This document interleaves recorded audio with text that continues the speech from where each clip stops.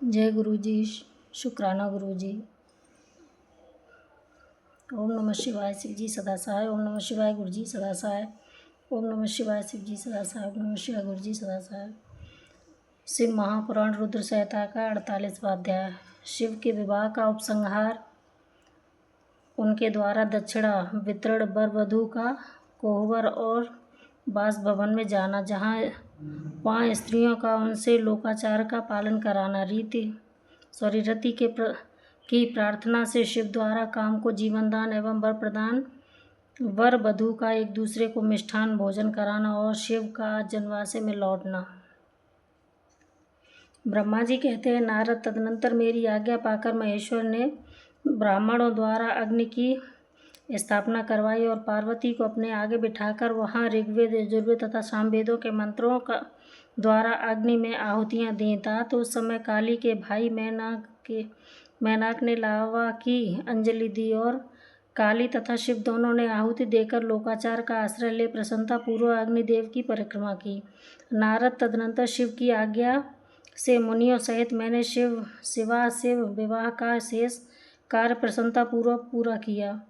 फिर उन दोनों दंपत्ति के मस्तक का अभिषेक हुआ। ब्राह्मणों ने उन्हें आदरपूर्वक ध्रुव का दर्शन कराया। तत्पश्चात हृदयालंबन का कार्य हुआ। फिर बड़े उत्साह से साथ स्वास्थ्य वाचन किया गया। इसके पश्चात ब्राह्मणों की आज्ञा से शिव ने शिवा के सिर में सिंदूर दान किया। उस समय गिरिजा नंदिनी उमा की शोभा अद्भुत और अवर्णनीय हो गई थी। फिर ब्राह्मणों के आदेश से वे शिव दंपति एक आसन पर विराजमान हो भक्तों के चित्त को आनंद देने वाली उत्तम शोभा पाने लगे। मुनि तदनंतर अद्भुत लीला करने वाले उन नवदंपति ने मेरी आज्ञा पाकर अपने स्थान पर संस्त्रव प्राशन किया। इस प्रकार विधि पूर्वक उस वैवाहिक यज्ञ के पूर्ण हो जाने पर भगवान शिव ने मुझ लोक सृष्टा ब्रह्मा को पूर्ण पात्र दान किया। फिर शंभु ने आचार्य को गौदान किया। मंगलदायक जो बड़े बड़े दान बताए गए हैं वे भी सहर्ष संपन्न किए। तत्पश्चात उन्होंने बहुत से ब्राह्मणों को पृथक पृथक 100 स्वर्ण मुद्राएं दी, करोड़ों रत्न दान किए और अनेक प्रकार के द्रव्य बांटे। उस समय सब देवता तथा दूसरे चराचर जीव मन में बड़े प्रसन्न हुए और जोर जोर से जय जयकार की ध्वनि होने लगी। सब और मांगलिक शब्द और गीत होने लगे। वाद्यों की मनोहर धुन सबके आनंद को बढ़ाने लगी। इसके बाद श्री विष्णु में देवता आदि तथा अन्य सब लोग गिरिराज से आज्ञा ले बड़ी प्रसन्नता के साथ शीघ्र ही अपने अपने डेरे में चले गए। उस समय हिमालय नगर की स्त्रियां आनंदमग्न हो शिव और पार्वती को लेकर कोहबर में गईं। वहां उन सबने आदरपूर्वक वर वधू से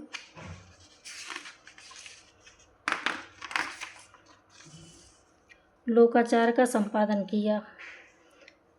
कराया। उस समय सब और परमानंददायक महान उत्सव छा रहा था। तदनंतर वे स्त्रियां उस लोक कल्याणकारी दंपति को साथ ले परम दिव्य बासभवन कौतुकागार में चली गईं। वहां भी प्रसन्नता पूर्वक लोकाचार का संपादन किया। इसके बाद गिरिराज के नगर की स्त्रियों ने समीप आकर मंगल कृत्य करके उन नवदंपति को केली गृह में पहुंचाया और जय ध्वनि करती हुई उनके गठबंधन की गांठ खोलने आदि का कार्य संपन्न किया। उस समय उन नूतन दंपति को देखने के लिए 16 दिव्य नारियां बड़े आदर के साथ शीघ्रता पूर्वक वहां आईं।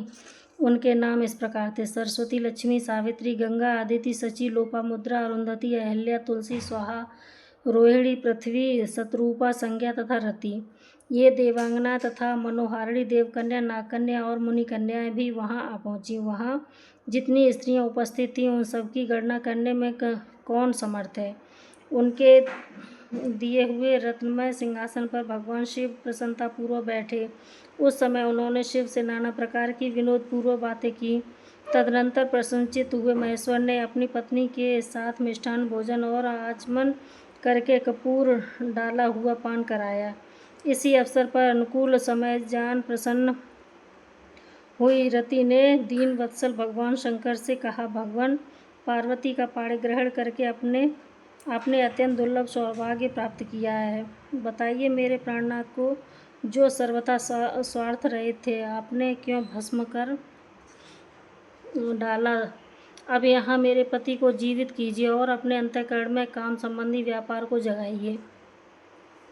आपको और मुझको जो समान रूप से वियोग जनित संताप प्राप्त हुआ है, उसे दूर कीजिए। महेश्वर, आपके इस विवाह उत्सव में सब लोग सुखी हुए हैं, केवल मैं ही अपने पति के बिना दुख में डूबी हुई हूँ। देव शंकर, प्रसन्न होइए और मुझे अनाथ कीजिए। दीनबंधु, परम प्रभु, अपनी कही हुई बात को सत्य कीजिए। चराचर प्राणियों सहित तीनों लोकों में अपने सिवा दूसरा कौन है जो मेरे दुख का नाश करने में समर्थ हो। ऐसा जानकर आप मुझ पर दया कीजिए। दीनों पर दया करने वाले नाथ, सबको आनंद प्रदान करने वाले, अपने इस विवाहोत्सव में मुझे भी उत्सव संपन्न बनाइए। मेरे प्राणनाथ के जीवित होने पर ही अपनी प्रिया पार्वती के साथ आपका सुंदर व्यवहार परिपूर्ण होगा, इसमें संशय नहीं है। सर्वेश्वर, आप सब कुछ करने में असमर्थ हैं, क्योंकि आप ही परमेश्वर हैं। यहाँ अधिक कहने से क्या लाभ है। सर्वेश्वर, आप शीघ्र मेरे पति को जीवित कीजिए। ऐसा कहकर रति ने गांठ में बंधा हुआ कामदेव के शरीर का भस्म शंभु को दे दिया और उनके सामने हा नाथ कहकर रोने लगीं। रति का रुदन सुनकर सरस्वती आदि सभी देवियां रोने लगीं और अत्यंत दीन वाणी में बोली, प्रभु, आपका नाम भक्त वत्सल है, आप दीनबंधु और दया के सागर हैं, अतः काम को जीवन दान दीजिए और रति को उत्साहित कीजिए। आपको नमस्कार है।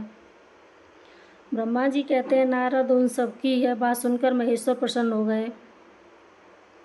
उन करुणा सागर प्रभु ने तत्काल ही रति पर कृपा की। भगवान शूलपाणी की अमृतमयी दृष्टि पड़ते ही पहले जैसे रूप, वेश और चिन्ह से युक्त अद्भुत मूर्तिधारी सुंदर कामदेव उस भस्म से प्रकट हो गए। अपने पति को वैसे ही रूप, आकृति, मंद मुस्कान और धनुष बाण से युक्त देख रति ने महेश्वर को प्रणाम किया। वह कृतार्थ हो गई। उसने प्राणनाथ की प्राप्ति कराने वाले भगवान शिव का अपने जीवित पति के साथ हाथ जोड़कर बारंबार स्तवन किया। पत्नी सहित काम की हुई स्तुति को सुनकर दया हृदय भगवान शंकर अत्यंत प्रसन्न हुए और इस प्रकार बोले। शंकर ने कहा, मनोभव, पत्नी सहित तुमने जो स्तुति की है उसमें मैं बहुत प्रसन्न हूँ। स्वयं प्रकट होने वाले काम तुम वर मांगो, मैं तुम्हें मनोवांछित वस्तु दूंगा। शंभु का यह वचन सुनकर कामदेव महान आनंद में निमग्न हो गया और हाथ जोड़कर मस्तक झुकाकर गदगद वाणी से बोला। कामदेव ने कहा, देव महादेव, करुणा सागर प्रभु, यदि आप मुझ पर प्रसन्न हैं तो मेरे लिए आनंददायक होइए। प्रभु, कृपा काल में मैंने जो अपराध किया था, पूर्व काल में मैंने जो अपराध किया था उसे क्षमा कीजिए। स्वजनों के प्रति परम प्रेम और अपने चरणों की भक्ति दीजिए। कामदेव का यह कथन सुनकर परमेश्वर शिव प्रसन्न हो बोले, बहुत अच्छा है। इसके बाद उन करुणानिधि ने हंसकर कहा, महामते कामदेव, मैं तुम पर प्रसन्न हूँ। तुम अपने मन से भय को निकाल दो, भगवान विष्णु के पास जाओ और इस घर से बाहर ही रहो। तदनंतर काम श्री शिव जी को प्रणाम करके बाहर आ गया। श्री विष्णु आदि देवताओं ने उसे आशीर्वाद दिया। इसके बाद भगवान शंकर ने उस वास भवन में पार्वती को बाएं बिठाकर मिष्ठान भोजन कराया और पार्वती ने भी प्रसन्नतापूर्वक उनका मुख मीठा किया। तदनंतर वहां लोकाचार का पालन करते हुए आवश्यक कृत्य करके मैना और हिमवान की आज्ञा ले भगवान शिव जनवासे में चले गए। मुनि, उस समय महान उत्सव हुआ और वेद मंत्रों की ध्वनि होने लगी। लोग चारों प्रकार के बाजे बजाने लगे। जनवासे में अपने स्थान पर पहुंचकर